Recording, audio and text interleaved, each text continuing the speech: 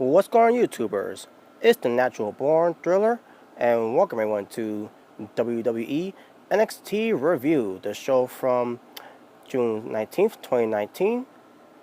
And they were back at Full Sail University in Winter Park, Florida, with your commentators, Mauro Renaro, Nigel McGuinness, and being back on commentary, Beth Phoenix. Now, folks, I'm going to pull out my iced tea here, because I'm going to go on a rant again, folks, what pertains to, Triple H. And I'm going to get to Y2 as well. Just like what I did with NXT UK, it's going to be the exact same thing for NXT here. So let me, just bear with me.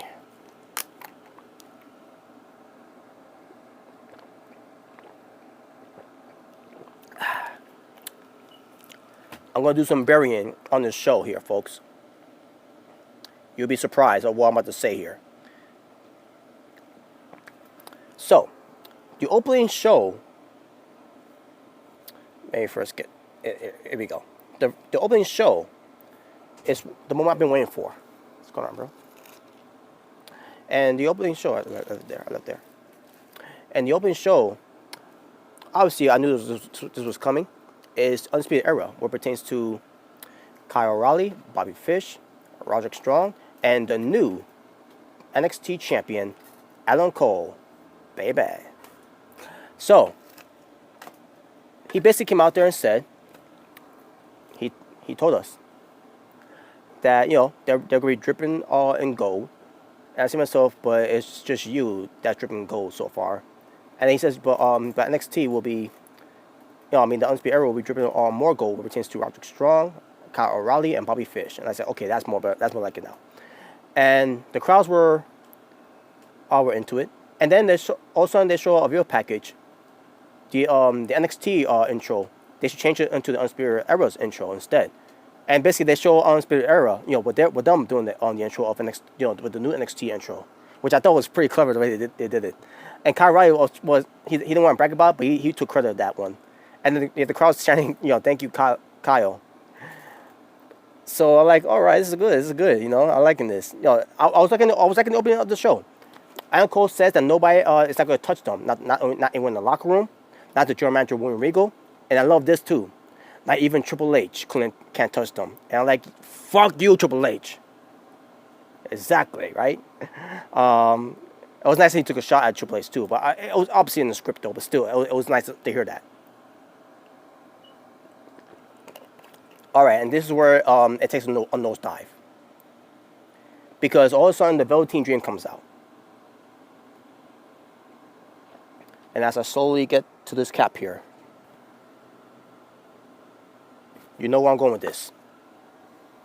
Velveteen Dream comes out, who's the NXT North American Champion, which it pisses me the fuck off. He says to Adam Cole, because Adam Cole said that no one can touch him on NXT, because, he's a champion and Undisputed Era is going to be dripping in gold with championships and all that. Because he did mention the Velveteen Dream and his gold that he's got. And then what pertains to the Street Profits, what pertains to the tag team gold. So Adam Cole said, no one can touch them, right? And then Velveteen Dream comes out, says he wants to touch him. He literally said that. He literally said he wants to touch Adam Cole.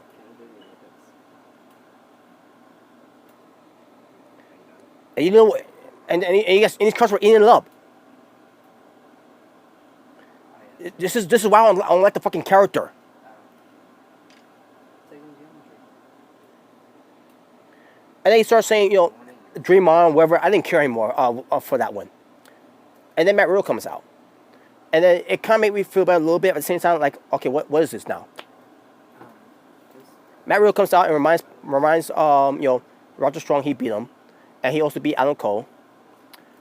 And Adam Cole responds by saying, you run your mouth and everything, blah, blah, blah. And then he basically says to Matt Riddle that why don't you, take shots at a star from the Attitude Era. And I say to myself, Goldberg was not from the Attitude Era. He was never in WWF at the time. He was in WCW. Fuck you, Triple H. And you got the crowd, and this crowd eating up and saying Goldberg. Goldberg was not in the Attitude Era. That's the stuff that WF did.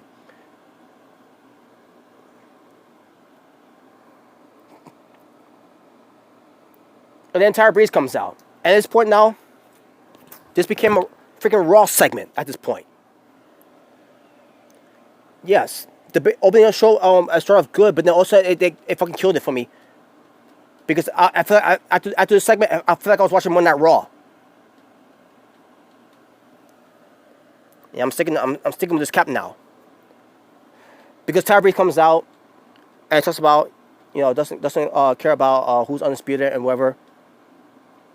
And then he talks about how, who's good looking, all that. And he said, even though I am good looking. And they got the crowd chanting, Breeze is gorgeous.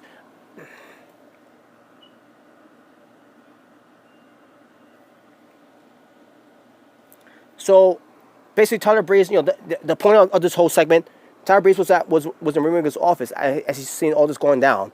And he suggested a 6-man tag team main event. And we'll get to that later.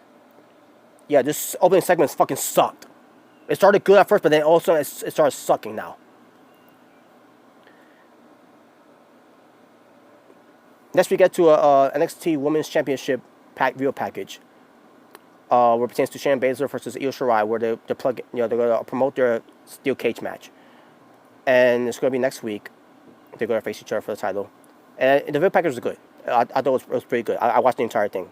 I thought about skipping it after seeing that god-awful opening segment. But I'm not gonna hold that against those two. So yeah, I did watch the entire thing. I thought it was good, and I'm looking forward to the match. Should be the main event, by the way. Raul Mendoza goes up against the repackage of Damian Priest, formerly known as Punishment Martinez. His entrance was pretty cool. The way they did it. Basically, I guess the way they're trying to do things too with him is that he is a magician, I guess. Just the way they did the entrance though, with him moving this way and that way. I guess he's supposed to be a magician, I guess. But at the same time, he's also an ass kicker, which it did showcase here. So Damian Priest, that's his name now. I can't call him Punishment Martinez anymore, even though it's a cool name than Damian Priest, but it's whatever. But the match itself was decent, and Damian Priest won the match with a rolling cutter. So I guess he can't do the choke slam. The way he does the choke slam, he's the sit out choke slam in a way, as his finisher now, is the rolling cutter. Basically, almost like a Cody Rhodes Crossroads, or like a Bray Wyatt's sister Abigail, the rolling dice type of move, whatever, similar to that. I mean, it looked good though. Still looked good. But that's all there is to it. William Regal. He announced for next week's what pertains to the NXT stars that we don't see oftenly on NXT TV. It's going to be an NXT breakout tournament featuring the stars again that we don't see much on NXT TV. For example, you got Jordan Miles. Don't know who he is. Until I found out later on they reviewed it as that was ACH. And I'm like, I didn't even know ACH went to WWE. Wow. And not only that, they changed his name. So he's no longer ACH. He's now Jordan Miles.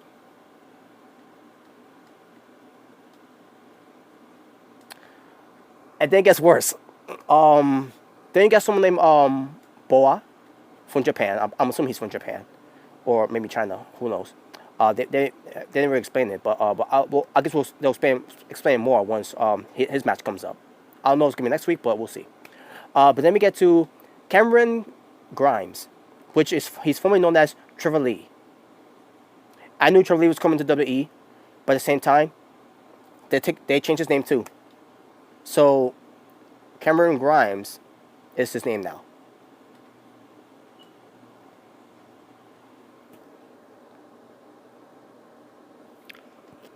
it gets worse, folks. Then we get to Isaiah Swerve Scott, formerly known as Shane Strickland, who's also formerly known as Killshot from Lucha Underground.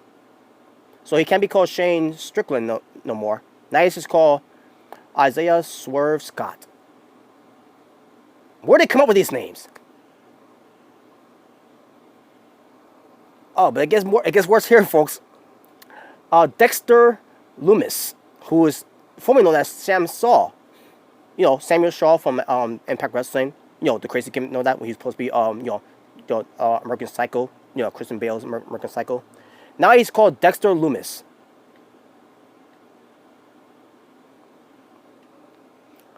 It gets even better, folks. This person, I don't know who he is. But he goes by the name of Bronson Reed, formerly known as John F. Rock. Don't know who he is, but who cares? But I'll give him the benefit of the doubt to see who he is. I'll also look up on his matches too before, you know, when he makes his debut on NXT TV. But moving on, we get to Angel Garza, formerly known as Garza Jr. from Impact Wrestling, who's also the son of the late Humberto Garza Sr. This is Humberto Garza Jr. and he's got his brother there, who's called by the name of Humberto Carrillo. For NXT, from 205 Live, but also wrestled a little bit on NXT as well. But he's not now. Now he's on 205 Live. But yeah, but the point is, Angel Garza is on there. So yeah, he's no longer in Impact Wrestling or anywhere else. So he's now in WWE, which I knew he was going to either way. So that's his name now, Angel Garza. Hey, at least he could keep his last name. That's great. But now we get to the part that really pisses me off in a way. So now we get to Jonquin Wild, formerly known as Zima Ion, also better known as DJ Z, from Impact Wrestling, by the way. But now he's in WWE, which I knew he was going to be in WWE too. I was hoping maybe they'll keep his name, DJ Z, so they could do some cool interest for him to for NXT, where pertains to him being a DJ, to do some cool music, cool DJ music and all that. Nope, take that name away, and now he's Jonquin Wild.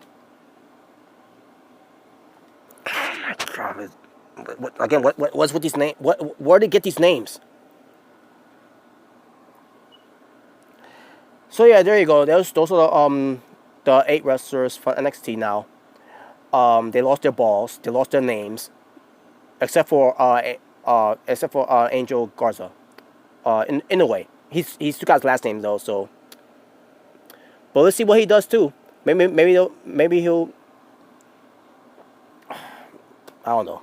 I don't know. I hate WWE. What they do when they take away these guys' personalities from outside of the company, and then change and then make them their own stars. And then they'll get buried on the main roster. Okay. Mia Yim. There's a video of Mia Yim where it pertains to her wrestling career and her personal life, which said there's something I never knew about her. Or basically where it pertains to her personal life. She was talking about growing up in SoCal, where there was at the time it was like a riot going on at one point. And I think I know what riot she's talking about too. I'm not gonna mention it because I want to go too long with this one already. But she says she's a mix of being black and Korean.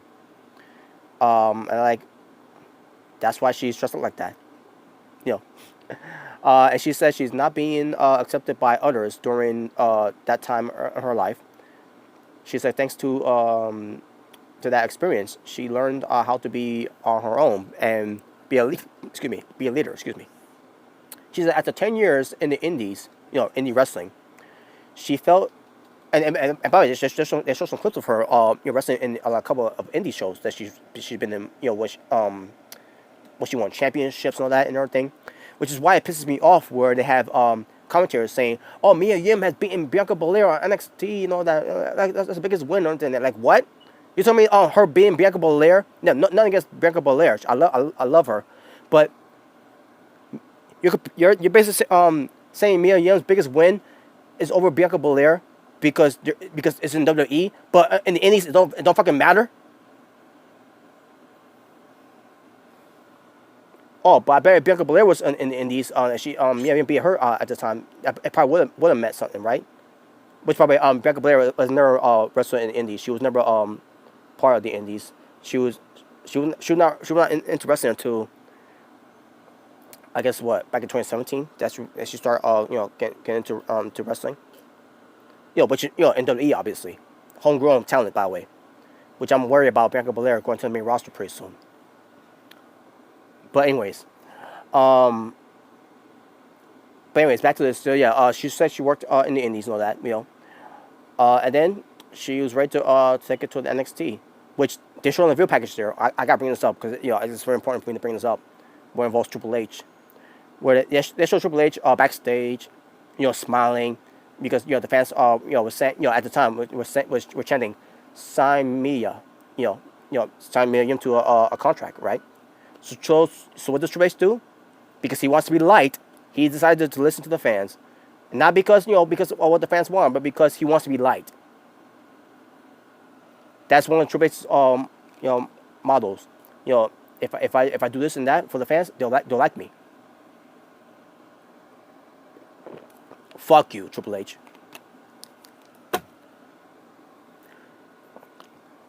But Mae Young continues by saying, to protect those who need it and fight those who need to be fought. And then she says, basically what she's calling out the NXT Women's Champion, Shayna Baszler, because she deserves it, she earns it, she's a legit contender of it. Unlike Vanessa Bourne and Aaliyah, those two pieces of trashes, thinking that they deserve anything, and they haven't even won matches. And they say that about Mia Yim and that she's not deserving. What the fuck have they done? I'll tell you what they've been. I'll tell you what they've been done. They've been doing nothing but shitty matches. Every matches they've been in, and not getting any reaction from the fans. At least Mia Yim's getting reactions from the fans because they see a talent in her. We don't see any talents in Vanessa Bourne or in Aaliyah. They tried with Aaliyah for years, and she still can't get any reaction.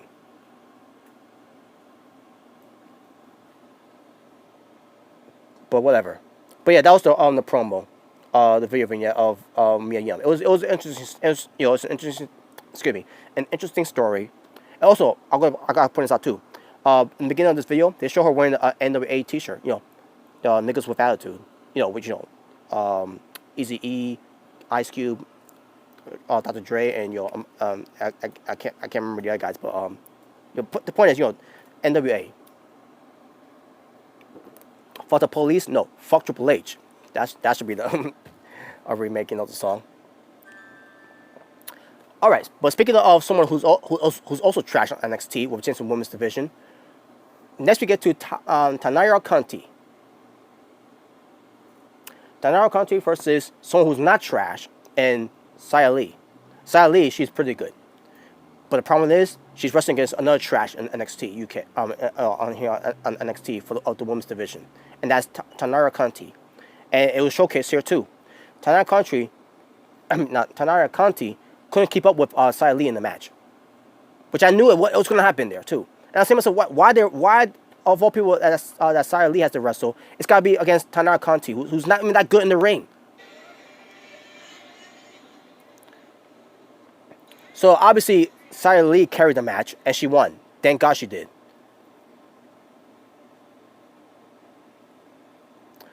Oh yeah, then we get the Street Profits. They're celebrating, they're talking about celebrating being tag team champions and everything.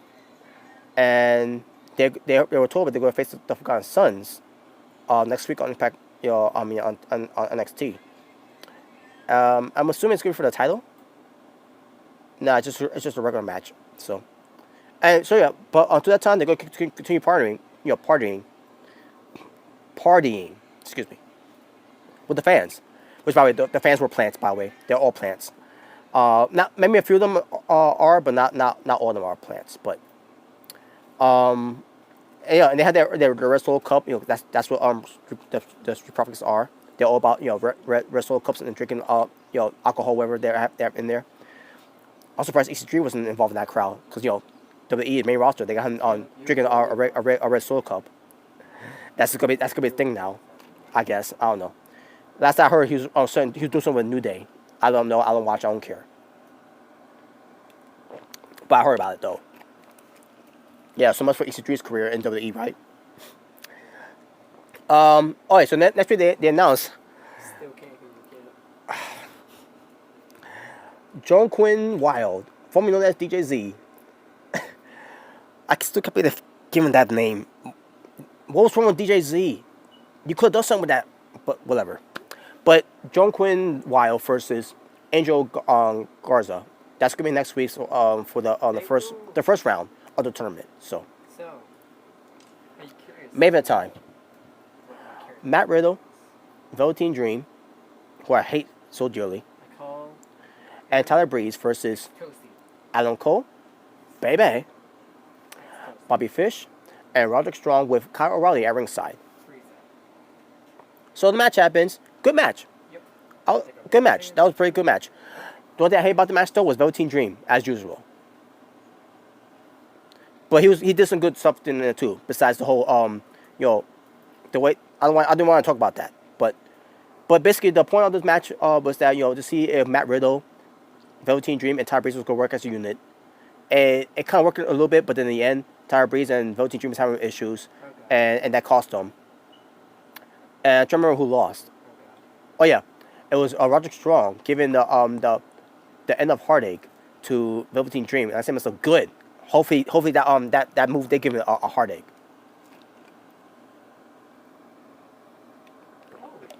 And, you know, Undisputed Era wins, obviously. And there you go. And that was the show. And with that being said, folks, Talking About Wrestling for NXT, the show from June 19th, 2019. I believe it was 3 matches. Yes, 3 matches. And for the first time ever, folks, when it comes to WWE NXT, I thought this show was trash. Because I feel like I was watching Monday Night Raw. Today's Monday Night Raw. 4 out of 10. So that being said, thank you all for watching. It's Natural Born Driller saying peace on the streets. For this was your WWE NXT Raw Edition review. Because that's what I feel like watching. Triple H. Fuck you.